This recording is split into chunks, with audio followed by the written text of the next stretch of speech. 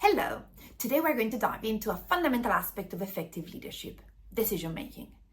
Whether you are leading a small team or a huge organization, the decisions you make will have a profound impact on anything that happens. Consider that some studies have shown that we make over 35,000 decisions a day. It's a lot. And if you find yourself in a position of leadership, these decisions will affect not only you as an individual, but also the team that you are leading. So what are we going to see today? On one side, how decision making can help us to improve the performance of the team that we are leading, so why it is important, and then we're going to dive into some of the strategies that can help us to become better decision makers. Consider that decision making always includes a lot of other skills. It's a complex skills, one of the advanced skills we call them. Why? Because on one side, you need to be in the right mental state, so you need to have focus, but you also need to analyze things and data that you have with critical thinking. You need to come up with ideas and potential other solutions through your lateral thinking. You need to select, prioritize. So there's a lot that goes and that's at stake when we're making decisions.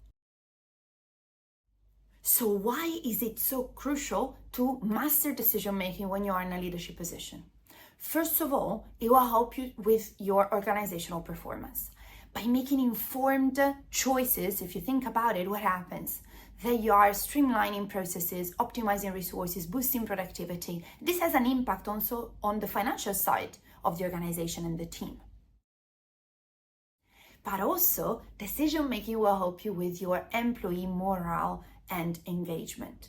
When employees feel that the leadership is making wise decisions, but also that the leadership is involving them in the decision-making process without abdicating decisions, but involving them, then what happens is that they feel part of something and they are more engaged, they are more involved, and they care more about the success of the organization because the organization is them. Also, there's two other advantages that I find very interesting in decision making, and one is that it really helps with risk management. Why? Because by observing, assessing potential risks promptly, and coming up with solutions and strategies that can manage these risks, then we are helping the organization and the team in terms of stability, which helps again also on all the other factors in terms of employee morale, financials, and so on.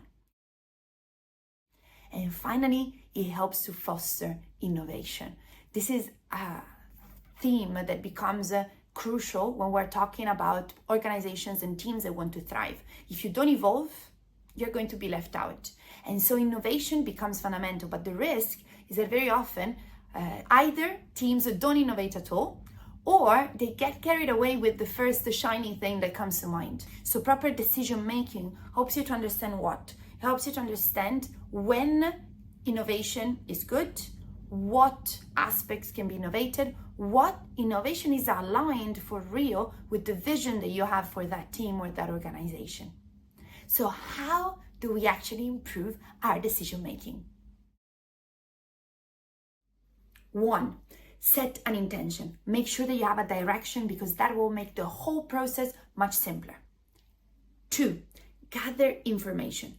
One mistake that a lot of people make is that they make decisions knowing that there's some pieces of information that they don't have that would change the outcome of their decision. So if you realize that something is missing, gather it. There's no rush. Number 3, consider multiple perspectives. If you have people that you trust that also know about the topic, make sure that you involve them. Why? Because it will help you to expand your view and not be stuck in your own biases and habits. 4, use some templates, some frameworks that can help you. For example, SWOT analysis, decision matrix. There's many that you can utilize that will make an important impact. The power of a framework is that it gives you a structure that you follow and that you add to with your own intuition, your own logic, but at least that framework will support you and help you in order to have a structured decision-making process. Then 5, balance your logic and your intuition, especially if you have a lot of experience trust also that gut instinct, because if you have analyzed things properly, the gut instinct is the one that's telling you what's best in that situation. Number 6, evaluate alternatives and also potential outcomes. So ask yourself, how will this impact me and my team, my organization in the short term, but also in the long term? At times, people are so caught up in an emergency that they are very, very good at observing the short term and how they can get themselves out of a situation that they don't like, but they forget to look at the long term and understand, okay, will this actually still be aligned with my long-term goals? 7, act. So make sure that you implement the decision decisively, promptly, and effectively. Make sure that everyone knows what they're supposed to do in terms of that decision with clarity. And then finally, 8, review. We are human beings, so we make mistakes. At times we don't consider things that later on seem obvious. But if you review, you are in the process of constant exploration. So you observe what works, but then at a certain point you will find yourself looking back and saying, okay, wait, this thing, I could have done it better. This thing, we need to adjust it. This thing, we thought it would go in a certain direction, but actually it should go in another. This is perfectly fine as long as you make sure that you already plan moments in which you're going to review things so that that becomes part of your process. As you can see, these 8 steps are only 8 in a way, but there's a world underneath each of them. If you even just think about, for example, gathering information and assessing it, that may seem simple. However, there's so many dynamics involved and so many skills that are involved. If you think about it, you need to be focused to analyze things. You need to read a lot. You need to learn. You need to activate your critical thinking. I see many people that are very good at making decisions when they are in a good emotional state, but as soon as there is pressure or there's a bit of, they're upset or annoyed, their critical thinking goes down and all the decisions that they make are not as precise, as punctual as they would have been in other moments.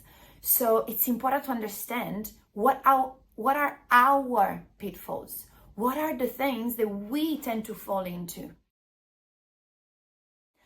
At Ingeniously, what we help you to do is to understand yourself in the decision-making process a little bit better. Because we may know theoretically what needs to be done, but reality is that there will always be parts of us that come up in our decision-making process in different instances. All of us have been making decisions, and those decisions have been driven by something. So what has been driving your decisions? How can you make sure that you beware of the pitfalls that there may be for you specifically, and also find leverage and strength in some strategies and processes that work for you? Effective decision making is crucial for leadership, and it all starts by understanding ourselves a little bit more. I would recommend you to think about those 8 steps and think, okay, which one do I think at times I fall into? Like I don't really perform as well as I could. Start from there. One simple action can already make a huge difference. And if this video has brought you any value, make sure that you like it, subscribe to the channel if you haven't yet, and share it with someone that could also benefit from it. Have a wonderful day.